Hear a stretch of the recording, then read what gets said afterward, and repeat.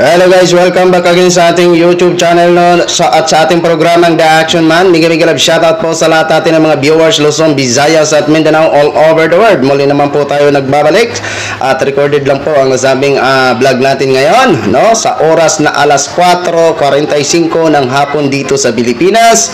So silipin po natin kung ano na po ang sitwasyon sa Friday People Rally ng mga DDS o mga oto-oto mga ka-aksyon. Mukhang ganito palang oras, mukhang may nagwawala na po sa EDSA. Silipin ho natin kung gaano na ho sila karami ngayon, kung talaga bang nag-improve ang puwersa ng mga oto-oto magmula nang nagkaroon ng hearing sa Quadcom hearing. Kasi nakita naman natin na siguro mga umabot man sila ng mga 200 plus sa pagsalubong kay dating Pangulong Duterte sa pagdating doon sa batasan nung nagkaroon ng hearing ho, mga ka-aksyon, mga kakamping, no? So alam naman natin na ang huling baraha daw ng mga Pilipino ay si Vice President Sara Duterte. Okay? Ang masaklap, damay-damay ho tayo doon. Kasi sa mga sinasabi nila, mga Pilipino. Okay? Mga Pilipino. Ibig sabihin, pag ginamit ang words na mga, ibig sabihin, kasali na ho tayong lahat doon. Kayo ba'y pumapayag ba na kasali doon na ang huling baraha daw ng mga Pilipino ay si Vice President Sara? Ako, hindi po ako agree doon.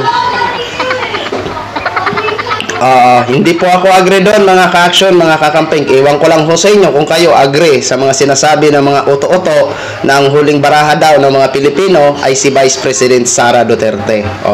Sa kanila, dinamay tayo. Pero para sa akin, ay hindi ako kasali doon na huling baraha ko si Vice President. Ay, naloko na. So ito nga po mga ka-action, no? May tao na po sa nasabing EDSA na kung saan doon sila gumaganap ng kanilang pagtitipon-tipon. Ito naman ang pangalawang pagtitipon nila sa buwang ito, mga ka-action, mga kakamping, no? So silipin po natin at makibalita po tayo sa ating kababayan na nandun. So ito na ho mga ka-action, mga kakamping, no? Pagpasensyahan nyo na po ang ingay ng ating mga children of God. Okay? Ito, makibalita ho tayo. Kababayan, kumusta na po kayo dyan sa EDSA? Mga ilang libo na ho kayo dyan. Pwede mo ba kami bigyan ng update, kababayan? Pasok! Taligong lang! Correct! Yun! Kung ayaw nung tanggapin, mabuti pa, magpakamatay kayong lahat! Yun! Diba? Galing, galing. Oo naman, tama yun. Pagkanin yung dito tayo siguro sa may Dito tayo siguro para hindi tayo nakasagabal. So ayan po mga kababayan, sa nakikita nyo po, sila nanay, nandun po sila sa baba kanina. Pinalis po sila dahil yun daw po ay, hindi daw po pag-aari ng Pilipinas. Ito ngayon sa shrine. Nakita nyo naman yung mga kaparehan natin. Nagbabayad ba ng tax yung mga yan? Hindi naman nagbabayad ng tax yung mga yan. Sabi daw ni nanay, sabi ko nga sa inyo, alas 4:30 pa lang may nagwawala na sabi ni nanay, kung ayaw nyo kay Tate Digong, edi mamatay na kayo lahat.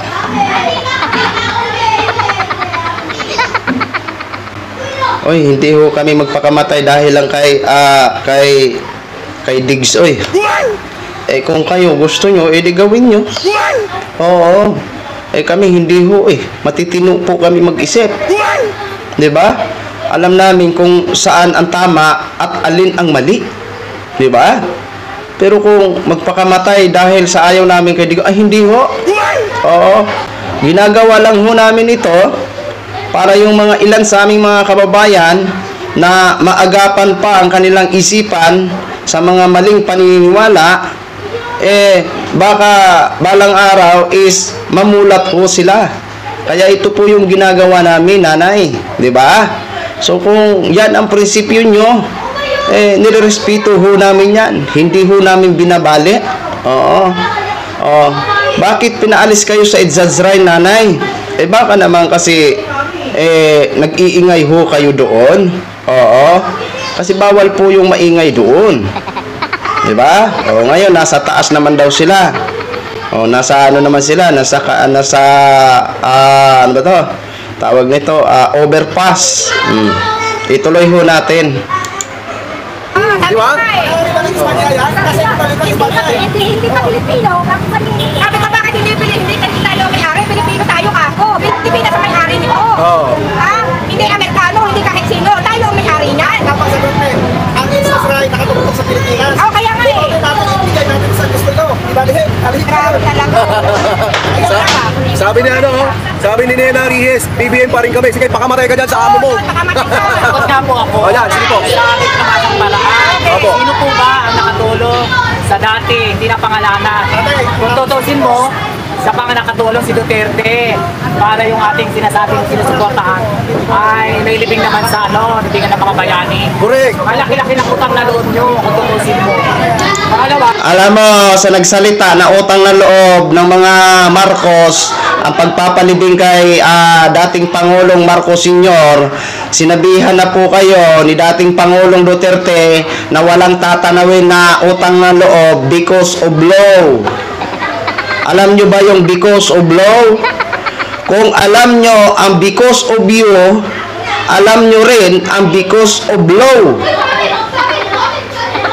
Inilibing siya na naaayon sa batas. Kaya sinabi na yan ni dating Pangulong Duterte sa kanyang isa sa mga pagpapahayag na sinabi niya walang tatanawin na utang na loob ang mga Marcos at wala din silang tatanawin na utang na loob sa mga Marcos dahil ang pagpapalibing kay dating Pangulong Ferdinand Marcos Sr. ay naaayon sa batas. In English ko lang kanina, because of law. Diba? Aga-aga naman nagwawala kayo eh. Kaya wala kayong napupulutan o kaya wala kayong nahihikayat na sumama sa inyo dahil puro hinanakit ang nasa puso nyo. Pupunta kayo dyan para kung ano-ano ang sasabihin nyo laban sa administrasyong Marcos. Diyos ko po, wala talaga kayong mapapala pag ganun at ganun. Okay lang sana kung nakikitaan ng nakakararami ng mga Pilipino na mali ang pamamalakad ng Marcos Jr. ngayon. Nakikita ho namin na may maganda namang ginagawa si Marcos Jr.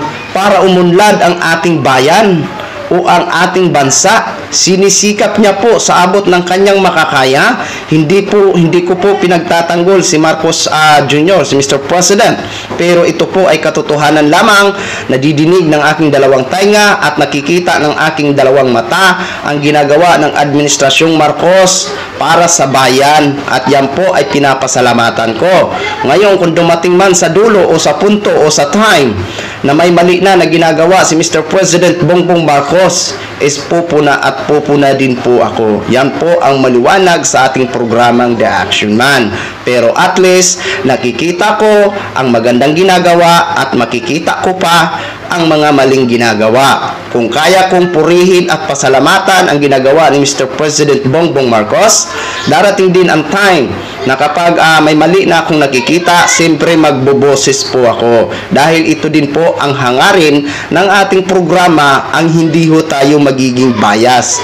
Kung baga napapasalamatan ko nga ang Office of the Vice President kung anong ginagawa para sa bayan, lalong-lalo na kung may nasalanta ng kalamidad, lalo na sa mga bagyo, pinapasalamatan ko po yun. So, yun po yun ang part na bayan ang pinaglalaban mo. Dahil pinupuna ko din si Vice President Sara. Pero kung sasabihin nyo na ang huling baraha ng mga Pilipino ay si Vice President, pwede po ba? Huwag nyo na po kaming isali. Huwag nyo na po kaming isali. Tuloy. Piglalaban niya drugs. At alam na lang naman natin na sana si Digong pa rin ang si anak niya okay. Kaya wag naman po mga anak ko po gumaganti na. Makakaganti na kayo dahil kayo nasa ako naman dati. Alright. Dito tayo ma'am, sa gitna para makita po tayo. Dito po tayo para makita po. Ay, ang dami na pala nila. Saan kayo? Saan ka pa pupunta? Ano pa lang yan sa inyo mga kababayan Jesus, ko. Diyos. May nagwawalaan na. Sige po. Kaya nga po mga kababayan, pag-aari hindi daw po, hindi pag-aari ng Pilipinas. Itong Insas Rai, kailan pa? Kailan pa nangyari yun? Di ba? Nakakalungkot pero kung titingnan natin mga kababayan ko, talagang Ayaw talaga silang papwestuhin doon sa baba. Ito, balikan natin. Grabe, sobrang dami na nila mga ka-action. Hindi ko na kayang bilangin sa sobrang dami nila. Sino bang may sabi na hindi pagmamay-ari ng Pilipinas ang Idzaz Shrine? Dapat in-interview mo, dapat tinanong mo kung sino ang may sabi. At paano niya masabi na hindi pagmamay-ari ng mga Pilipino ang Idzaz Shrine? Ano yan, nakatayo sa Japan? Ano yan, nakatayo sa Amerika? Sariling bakura natin nakatayo yan eh. Di ba? Dapat pinagalitan nyo kung sino yung may sabi o tinanong-tanong nyo man lang, ginisa mo sana dyan. Ay, Jesus, ikaw ba naman, Nono? Baga kagidlaki ang wala din initiative. Di ba? Ano pa? Magyayaw-yaw pa si Lola? Sige. Balikan natin sila nanay. Come, nanay. Nanay, come. Come. Ito naka-experience na ng atimado ka, babalang yung mga trabahante ng gobyerno, pero kung pumasok yung administrasyon ni BBM, marami talaga. Kaya ka na, kabalik-balik ka pa, ilang dito kang babalik para lang makakuha ka ng mga certification o kahit anong mga ano dyan. At saka, pwede ko bang, may panawagan na ako kuya, kung pwede lang? Opo, ma'am, panawagan Pwede kayo. manawagan po sa Supreme Court. Oo, sige. Supreme Court of the Philippines, sana po, may nanonood kahit isa man lang po sa inyong mga staff dyan. Oo. Kasi po, naka-experience po kami ng discrimination. Kami, mga Bisaya. Ako mismo, naka-experience ako ng discrimination dyan. Mismo sa ating Korte Suprema. Meron po kasing sulat na inadala ang kahin ko, ang tsuhin ko, galing Cebu. Lumawas kami dito ng Maynila para maiparating ang hinaing pagmamakaawa sa ating Supreme Court Justice na si Chief Justice Alexander Mundo. Ilang beses po kami bumalik-balik doon. Takot para mas matibay ang aking ebidensya, ipinareceive ko talaga sa kanilang opisina sa Office of the Chief Justice mismo. Paano nangyari? How many times akong bumalik for follow-up? At sabi nung unang tumanggap at nag-receive doon at pinirmahan yung receipt, sabi ko na nandun na daw sa loob ng opisina ng Chief Justice. So, tuwan-tuwa kami, tumawag ka agad ako sa kahit ko sa Cebu. Nang, okay na lang, maluin na ang buwis, ikaw nang matigaan na tayo ng kuranda. Siya ba, kahit ito na kahit yung kaso ito, nagpita ka na. Hindi ka pinta tayo nito. Pagkuhan na ito, bumalik na naman ako ng Supreme Court, follow-up na naman. So, para sa pang-dalawa, pang-tatlong follow-up, ang iba na yung sumagot. Ang sabi niya, ma'am, kung pwede, bumalik ka dito, pumunta ka dito sa opisina, titignan ko yung ipinareceive mo kasi yung unang nag-receive is namatay na. Hindi ko na lang po muna papangalanan yung mga tao na tumanggap po ng sulat namin. So pumunta po ako doon, nakita na yung unang receive. Okay daw, sige, gagawa daw ng paraan, madala na sa loob mismo ng opisina ng Chief Justice. Pero yung pang-tat ko na, pang-apat ko ng follow-up, doon lang talaga ako na sakitan, umiyak talaga ako doon. Kasi ang sabi nung bagong receiving officer doon, ano daw, kasi daw Bisaya, wala daw makakaintindi kumasa ng Bisaya doon kasi Bisaya. So, sabi ko, sir, Supreme Court daw eh. Imposible walang interpreter. May interpreter ka ng mga lower courts natin, bakit saan sulok ng Pilipinas. How much more ka ako sa Supreme Court? May Ilocano, ano pa dyan, Panggalato, Bicolano, lahat ng lingwahe ng Pilipinas, alam na taga Supreme Court, kasi Supreme Court kayo. Ang sabi pa niya sa akin, maybe hindi exact word na sinabi niya na itinapon. Pero ang word na ginamit niya, pinasantabi niya lang siguro yan kasi walang nakakaintindi dito ng Bisaya. So, isang Bisaya ba? Sakit kayo ba? Importante yung sulat. Kung may ganun ho kayong senaryo na naranasan sa Supreme Court, pwede naman siguro kailan ba yan? Halimbawa, kung kailan yan, so pwede naman siguro kayo mag-apila sa mga opisyal na kilala nyo ngayon, di ba? Pwede po kayo at ireklamo nyo kung ganun po ang naranasan nyo sa Supreme Court. Kasi kung ganun, masakit naman po para sa'yo at kung ako man sa part mo, masasaktan din po ako kung ganun ang nangyari. So, ang pwede mong gawin, idulog mo ngayon. Subukan mo ngayon ang Administrasyong Marcos. 'Di ba? Baka sakaling papakinggan ka ho, 'di ba? kung ano ang irereklamo mo sa sinasabi mong Supreme Court na nakaranas ka ng discrimination. Okay? Kasi para na sa ganun, malaman ng taong bayan kung totoo ba, kung sino ba ang may kasalanan, ikaw ba o ang Supreme Court. Okay? Kung nakaranas kayo ng ganun, hindi, ngayon, subukan nyo po ang magreklamo. Ngayon, ang tama, excuse me, ngayon ang tama para magreklamo kayo kasi alam namin na papakinggan ho kayo. Kahit lumapit po kayo sa mga senador o sino pa mga kilala nyo na mga politiko, lumapit po kayo at handang-handa ho kayo tutulungan sa mga ganon. Kasi kung halimbawa man, nangyari yan dito sa Administrasyong Marcos, pagkakalam ko, hindi ho yan kukonsintihin ng Administrasyong Marcos. Try nyo po. Pero kung nangyari po yan sa mga past administration, pwede din nyo po yan idulog. Diba? Pwede nyo din po idulog para na sa ganun, mabigyan ng sanksyon kung may dapat isanksyon sa inireklamo laban sa Supreme Court. So, yun lang po, nanay, kung sino ka man na nanawagan dyan. Diba? O, ayan po, muna mga ka-action ang update natin ha sa EDSA sa ganap na alas 4:45 ng hapon sa Pilipinas, no? So muli po tayo magbabalik para antabayanan po ang ating mga kababayan na mga uto-uto sa EDSA Shrine. Okay? So yun lang po. Maraming salamat po sa ating mga viewers Luzon, Visayas at Mindanao all over the world. Ako po ang inyong lingkod, si Action Man. Have a good day, everyone.